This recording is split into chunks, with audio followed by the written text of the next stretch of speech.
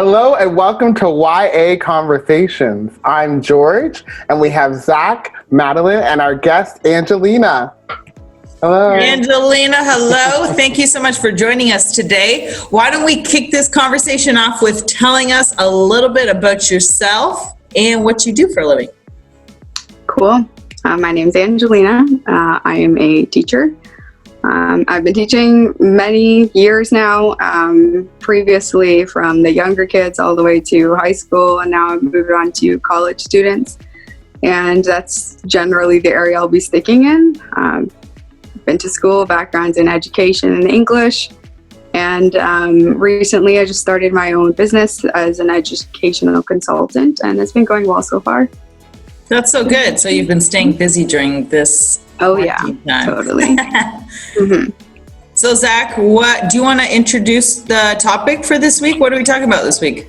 Yeah, well, this week we thought we would talk a little bit about, we were going to throw out the word purpose, but you know what, the more I think about it, the more I think about the word purpose has so many different connotations, so many different aspects, but one thing in particular we're hoping to talk about is we've heard lately some of the feedback and some of the conversations that we are having is people are maybe in situations where they're in university right now and they're thinking about what do I do next, or maybe there's people in situations where they're like, been out of school for a while and maybe not quite in the career that they thought they would be in, or still reaching for something. Like we've even heard people say some things like, you know what, I'm not quite where I wanted to be. I'm not quite where I saw myself as being at.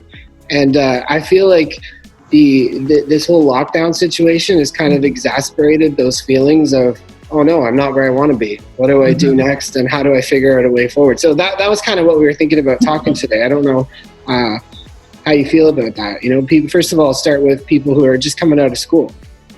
And just thinking about what's next. What would your advice, I guess, be, or what are your thoughts on people in that situation right now?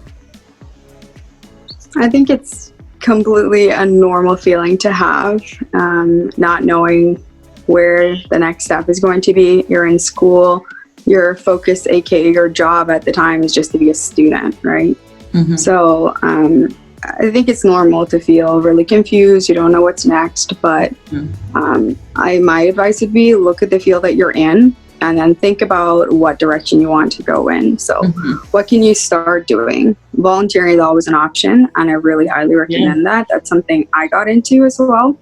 It gets your foot in the door, and everything nowadays and always is going to be is about networking and who you know. So that's something I would definitely start with, and then you start to feel like you're doing something, you're accomplishing something, there's a path ahead. And also get advice from people that are in your field. That's something that I would highly consider doing. Again, these are all things that I've done as well too. So well, what about sometimes one of the biggest frustrations coming out of school can be, I've invested so much time and money in this particular field, but there doesn't seem to be anything opening up in this field. When would you consider the transferableness of the skills that you've gained and start looking further afield? That's a challenge. Yeah, or do you stick with what you're doing, or what? For me, and I think I speak for a lot of people, not just myself, when you're first finishing school, you're lost and you don't really know what the next step is going to be. Everything takes time. So I personally think that you should do the things I mentioned before. That's a good first step. And just realize that in time, everything will change. The opportunities will come up. But you need to look at everything in a season. So right now you're in a season of searching. You don't know what's going to be next. And in the next season, you're going to have something that becomes available. And if you don't go through the season that you're in now, you're not going to be prepared for the next thing ahead. So it might take, I don't know, a couple months, a year or years. But don't, it's easier said than done, but don't get into the mindset where, this is it. I can't find anything. I'm never going to be successful, or I'm not going to be where I want to be. No, you have to keep having a growth mindset. keep doing small little things that will get you recognized. Start networking. Like, there's so much available in a community. When I first moved to London, I searched a bunch of networking opportunities for people in business, people in education, and there's so much, and they're usually free. And when you go there, even if you have a business card, some sort of contact information, you share that to people. People tend to call you, follow up with them. Yeah, those all really do help. So, George, Maddie, did you guys get involved in what you wanted to do right after school, or how did you guys end up? Like what was your experience? Take it away, Maddie. Yeah, I'm just thinking. I don't think post-secondary or any prepares you very well for like what's to come afterwards. I think we all expect something right away, and it becomes very discouraging when nothing happens right away. So Angelina was talking about how start with volunteering. Like you just have to start somewhere, and it could take up to a couple of years, but don't stop moving forward. And I don't think anything is a waste. So I heard someone say, God wastes nothing and he uses everything. So I have a degree in French and sociology, and I have 3 years of Bible school. Didn't know that I would be working for a church, doing what I love to do, which is guest care, people stuff. But I'd say from the education that I have, I'm able to pull a bunch of different stuff and use it for my job now. Like I'm getting closer and closer to my dream job. And I don't think I could have planned this. Like, I'm going to finish like all of my university, whatever, or do this Bible school. And this is where I'm going to get hired. And there we go. It literally was like one foot in front of the other, and now I'm here. And it did start with volunteering or getting connected with different people. But yeah, it's just patience and not giving up. Like it just literally one foot in front of the other.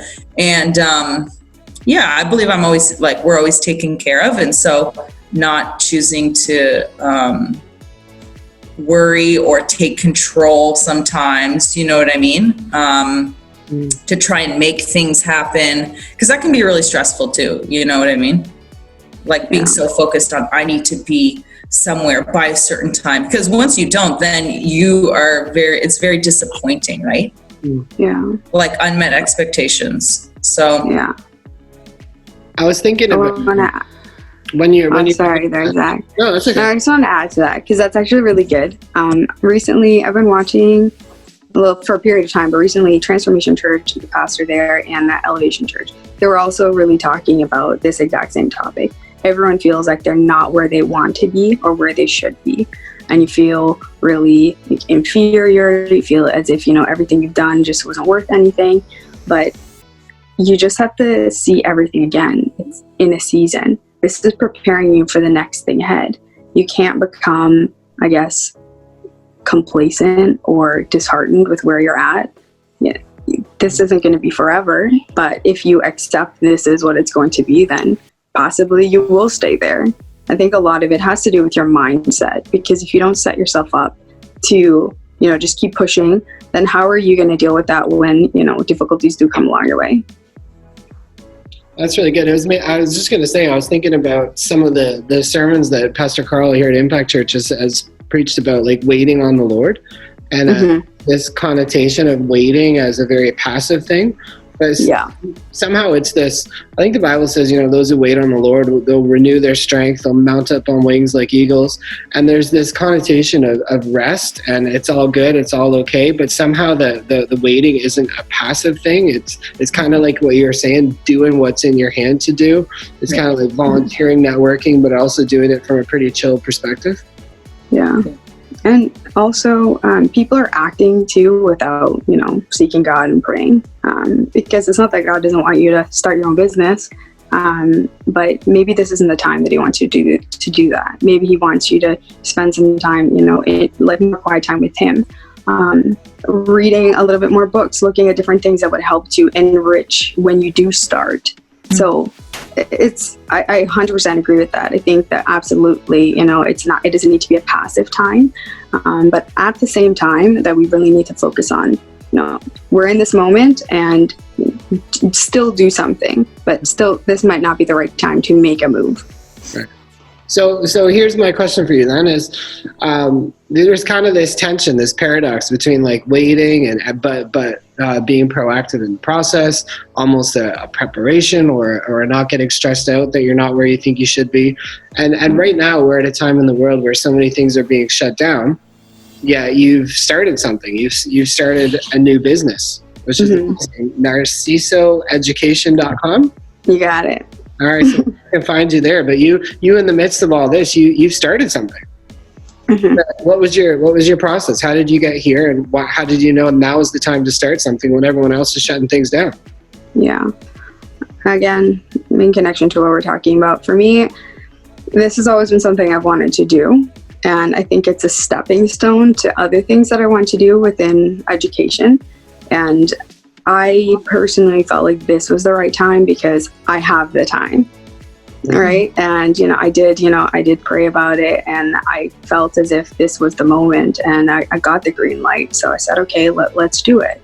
And the thing is, I could have sat here for this whole period of time and not done it and said, okay, I'll do it later.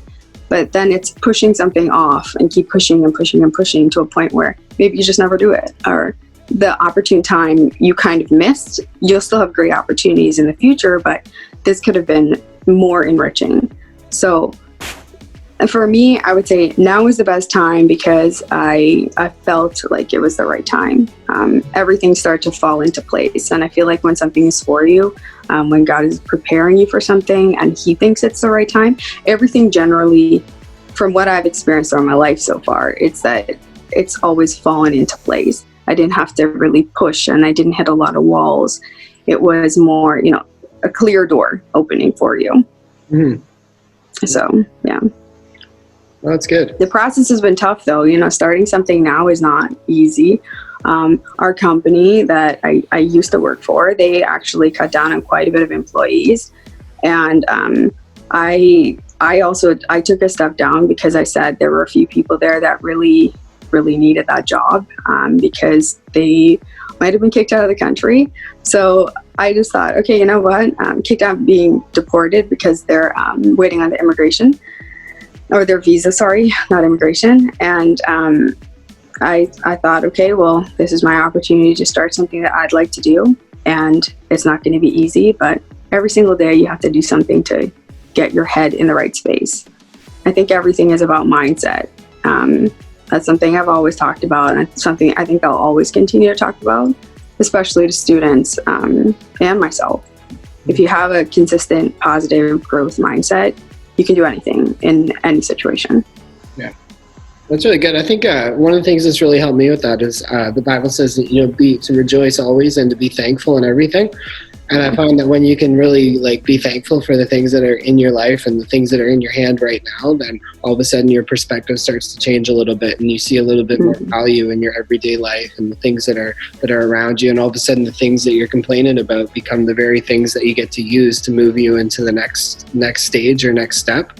Which is really cool. So I guess one more thing before we let you go. I mean, you're such a good example of all this stuff we're talking about. But what would you say to that person then who right now has heard our conversation, but they feel like, you know what, my life, I don't see the open doors. I don't feel the ease. I don't feel things moving in the direction that I want them to be.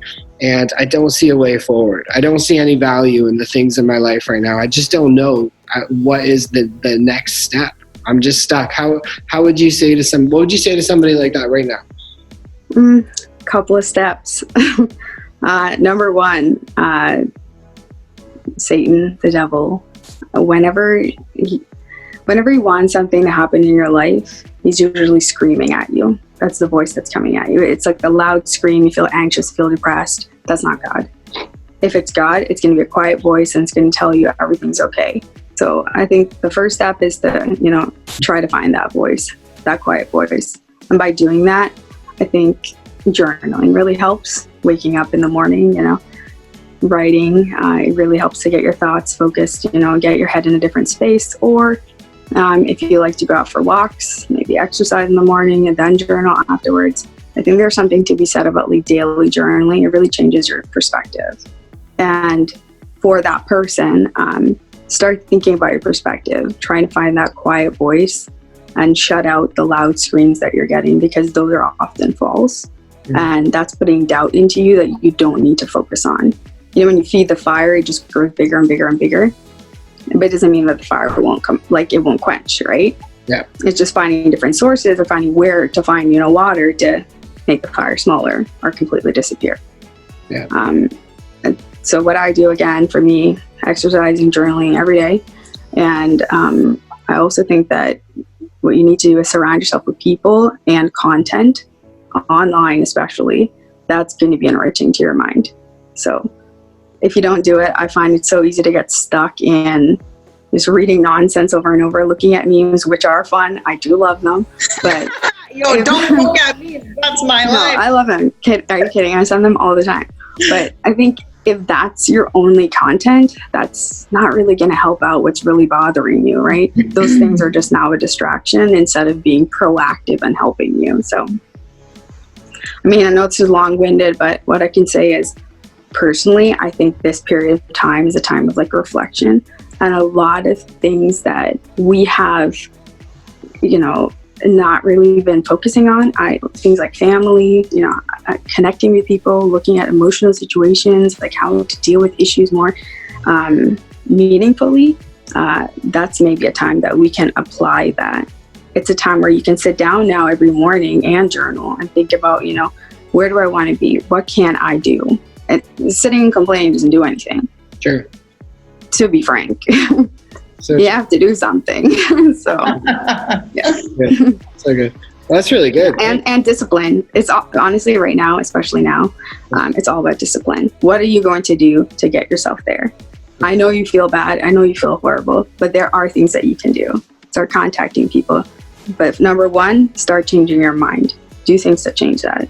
I find that physical activity really does help to change a lot of things in the way you think, in the way that you start communicating with people. Yeah. Because your whole mindset changes, right? Shifts. Yeah. I really like your point about, sorry, Zach, were you going to say something? No, go on. Just about the people, surround yourself with people, because I think God made us all different on purpose. And sometimes we can be a little bit narrow-minded or only see one way because of the way, we think. But really having a group of people that are a little bit diverse around you really kind of widens the perspective and opens up new thought paths that you were like, oh, I would have never thought that way. Or yes, that actually would be very helpful. I would have never crossed my mind. So I love that point. And sometimes too, when you let's say you are a little bit you frustrated or in a tough spot and you can't really maybe think differently on your own, but the second you bring in other people, they can kind of be like, oh yes, that's right. No, this is not going to last forever. One foot in front of the other. You know what I mean? The Lord always has something good in store for me. All the truth, the good stuff. So that's good. I feel like we got tons of handles here for our conversation. Just with you guys talking, I'm thinking about different Bible verses and how this is all supported by Scripture. We've got the Proverbs telling us good plans are established in a multitude of counselors. We've got Romans 12. It says, "Be transformed by the renewing of your mind," and all of a sudden your world looks a lot different. There's just so many good things here. So when can we get involved in the conversation? George, what's going on? When's our next conversation? We have our Zoom group on Friday at 7, so everyone can join in on that, and then we'll chat again on Monday. Sounds good. Well, that's been great. Thank you so much, Angelina. Thanks for coming on the call. Really appreciate it. Thank you for having me. Appreciate it too. And at narcisoeducation.com, that's where people can find the new business. Well, thanks a lot, guys. We'll see you later, and we'll see you Friday. Bye, everyone. Cool.